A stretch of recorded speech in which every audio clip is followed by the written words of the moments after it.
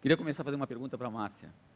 Ficou claro, Márcia, que nessa análise macro que você mostrou para nós e as diferentes pesos dos determinantes sociais baseados em diferentes regiões num país como o nosso, que talvez uma política nacional única, talvez para o Brasil inteiro não seja uma boa estratégia, né? Talvez ela tenha que ter adaptações para certas regiões, né? Mas se você tivesse que definir, assim, na tua opinião, o core de uma intervenção que estimula o desenvolvimento infantil, quais seriam?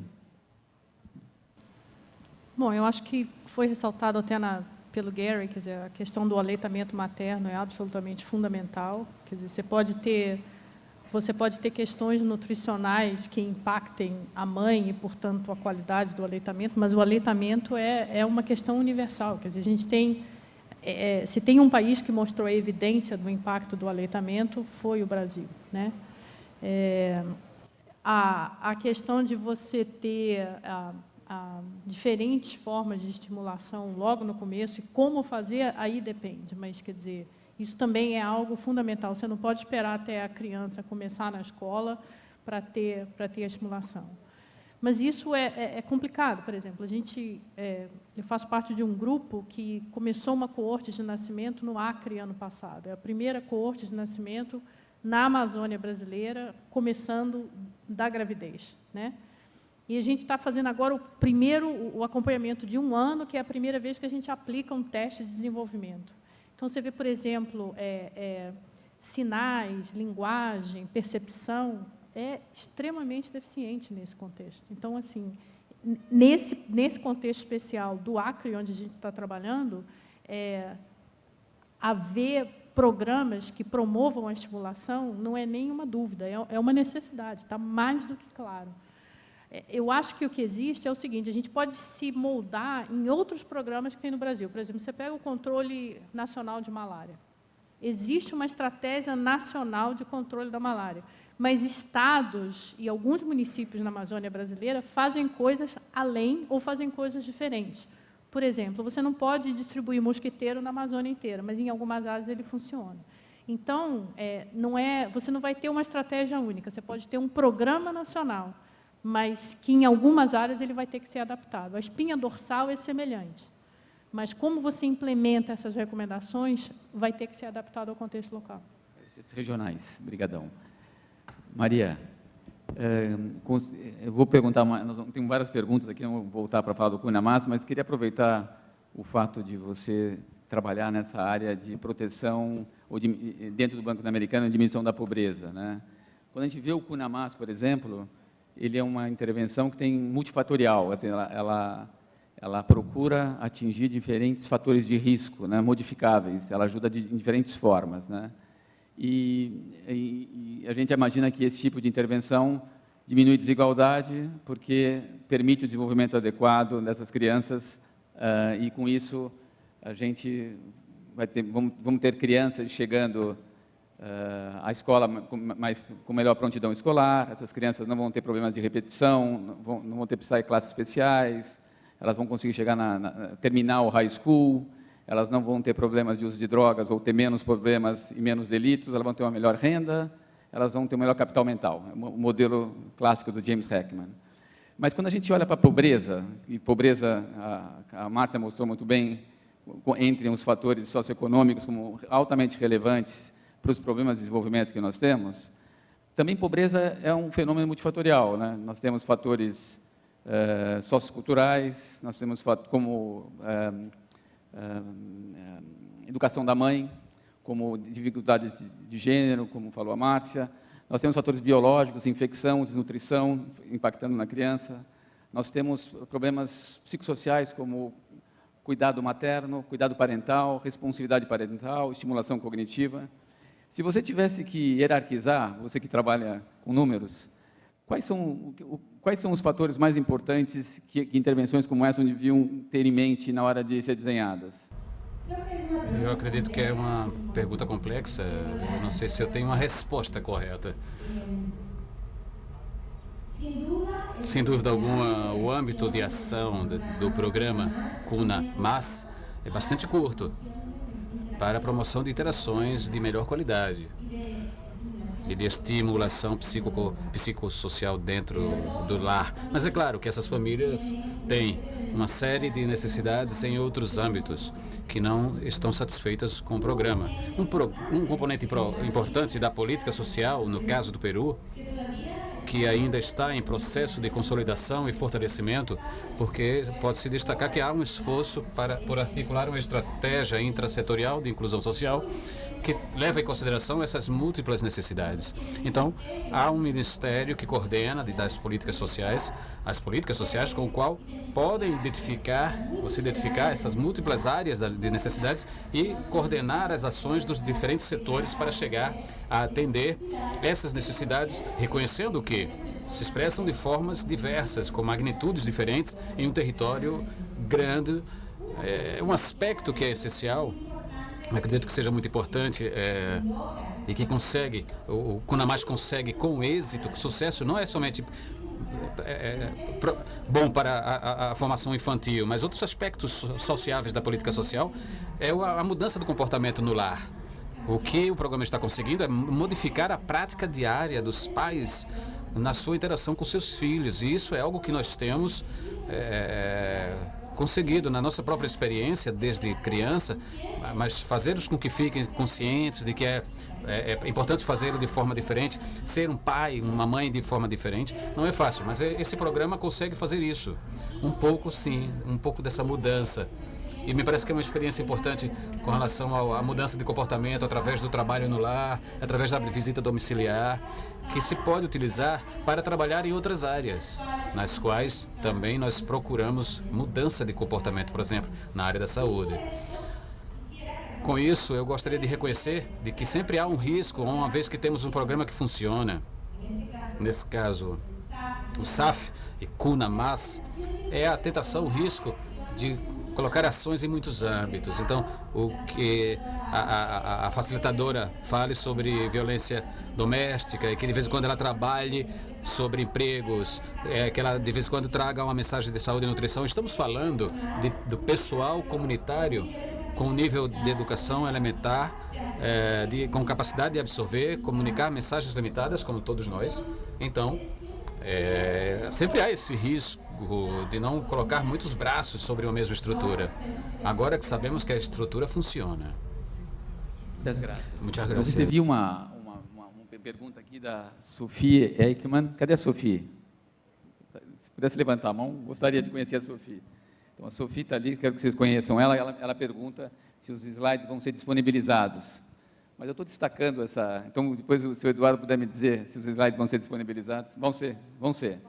Mas a Sofia, que eu não conhecia, então, muito prazer de conhecer, eu conheço alguns trabalhos dela, né? Porque a gente chega aqui em Pernambuco, vê essa brisa maravilhosa, acha que todo mundo vive de brisa, mas a gente tem muita influência dos pesquisadores de Pernambuco, dos artistas de Pernambuco. Eu estive vendo agora o Instituto Ricardo Brenan, o trabalho do Francisco Brenan, mas a Sofia é que fez um trabalho super importante aqui com o grupo do Departamento de Nutrição, junto com a Escola de Saúde Pública de Londres, né? Eu estava conversando com a Marta sobre isso ontem, onde eles fizeram um estudo sobre baixo peso ao nascer, né? Então, eles mostraram vários trabalhos do grupo. Um deles, eles mostram que as crianças que nascem com baixo peso é um proxy de mau desenvolvimento intrauterino, né? E quem tem baixo peso tem mais risco para desenvolver vários problemas, como doenças cardiovasculares, diabetes, doenças cardíacas, depressão, menor QI, menor desenvolvimento cognitivo. E eles, aqui em Pernambuco, na cidade de Palmares, então estudaram essas crianças, mostraram que elas, ao longo de um ano, tinham uma associação maior com prejuízo cognitivo, tanto mental como psicomotor, e que isso estava associado também ao grau de escolaridade da mãe.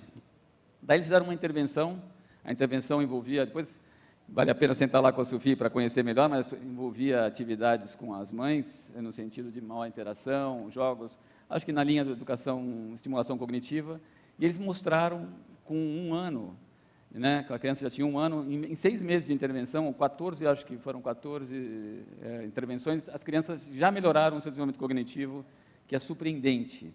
Então, essa talvez pudesse ser uma pergunta para vocês duas, que uma intervenção como essa, de 6 meses, já tem um impacto, e às vezes a gente, em contextos, talvez vai na direção do que a Márcia está falando, em contextos mais desenvolvidos, a gente não tem o mesmo impacto, né? Porque, não sei se vocês viram, saiu agora um artigo em Londres, quando compararam o tratamento padrão na cidade de Londres com a principal intervenção, que é o Nurse Family Partnership, né?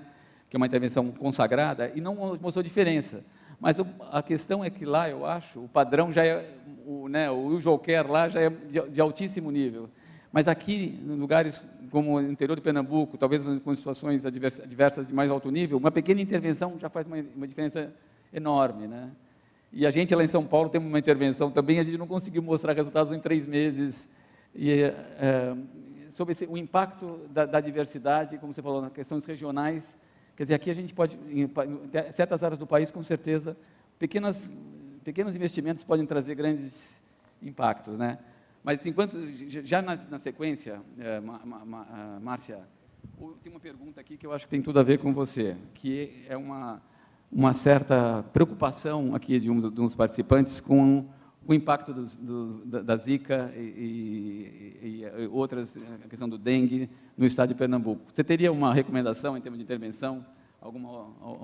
Ela pergunta o que a gente pode fazer para mudar esse cenário aqui na cidade de Pernambuco. Em saúde pública, a gente tem essa coisa de querer buscar novas tecnologias, mas eu acho que para doenças vetoriais, principalmente mosquito, tem muita coisa que a gente pode fazer para melhorar as condições locais.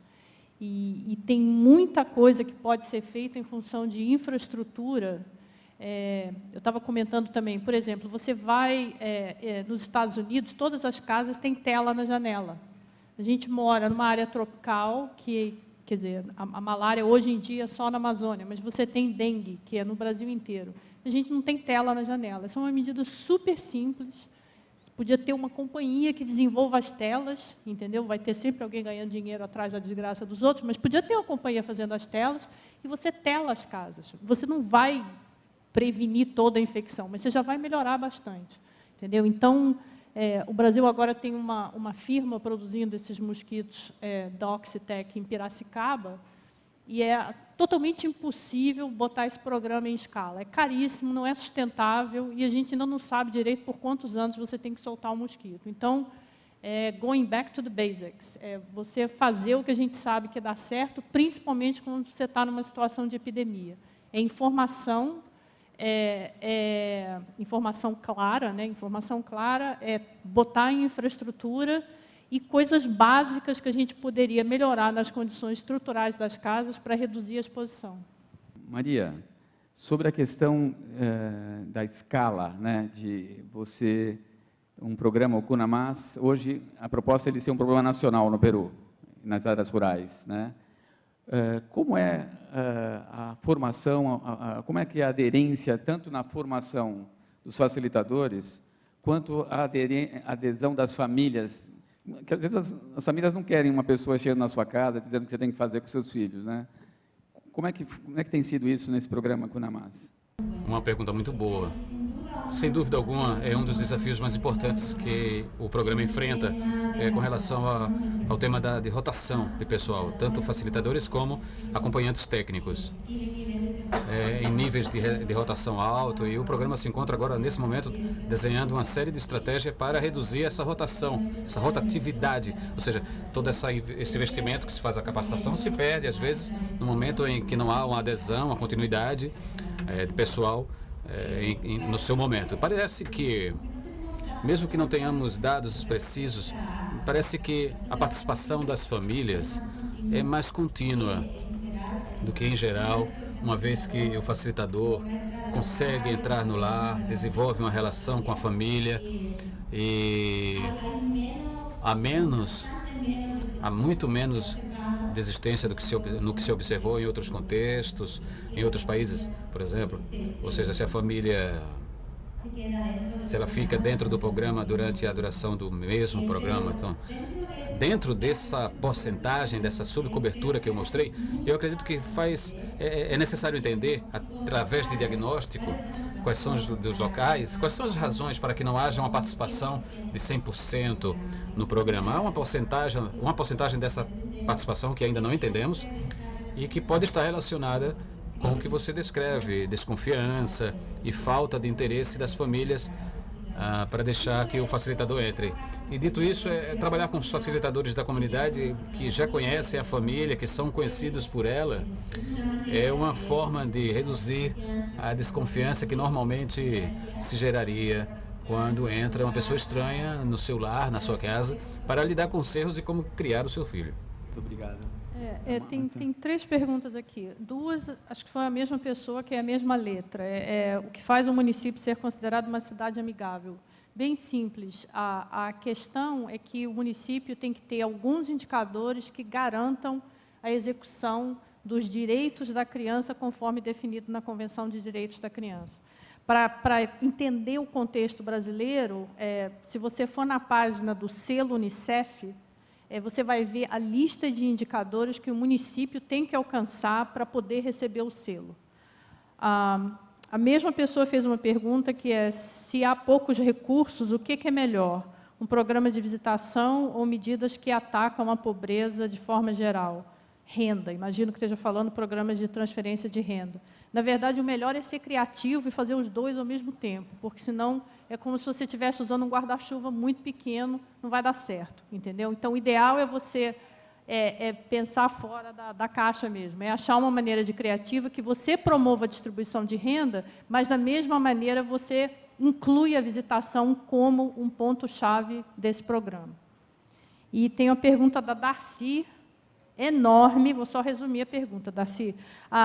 O que a Darcy está perguntando é o seguinte, por exemplo, você tem um programa de estratégia de saúde da família, que, por sinal, há vários estudos mostrando o impacto dessa estratégia na redução da mortalidade infantil, no acesso à saúde que famílias que não tinham nada antes puderam ter.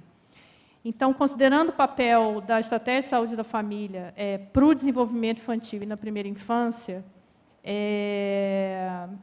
basicamente a pergunta é o seguinte, quer dizer, é aceitável uma medida que congela os recursos públicos por 20 anos para políticas sociais? Não, claro que não, de jeito nenhum.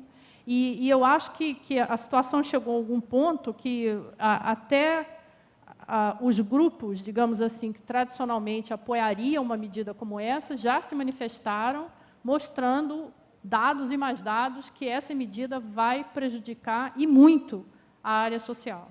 E assim, a gente já viu esse filme antes, nos anos 80, e o final não era feliz. Então, acho que não sei de que maneira diferente eu vou te responder, mas não é viável.